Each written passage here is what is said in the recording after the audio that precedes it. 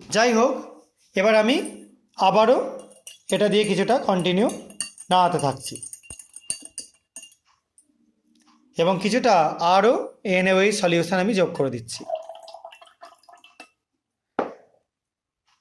দেখো, এবার আশা করা যায় সবুজটা সবাই মোটামুটি বুঝতে পারছো।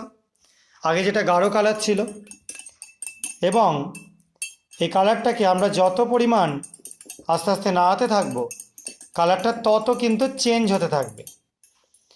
এবং কালারটা দেখো আস্তে আস্তে কিন্তু আগে যে একদম ডিপ সবুজ ছিল, বটল গ্রিন কালার ছিল, সেখান থেকে কিন্তু আস্তে আস্তে লাইট হচ্ছে।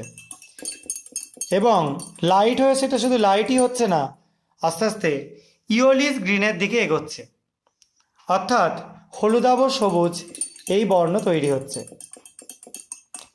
এবং এটা যদি কন্টিনিউ করতে থাকাই হয়, আস্তে আস্তে এটা কিন্তু একদম পুরোপুরি হলুদ একটা দ্রবণে পরিণত হয়ে যাবে। দেখো অলরেডি বেশ খানিকটা ব্রাউনিশ হয়ে গেছে, এবং এটাকে অনেকক্ষণ রেখে দিলে এইভাবে এটা আস্তে আস্তে ইয়েলো হয়ে যাবে। তো ব্যাপারটা কি হচ্ছে, এখানে তৈরি হচ্ছে MnO2।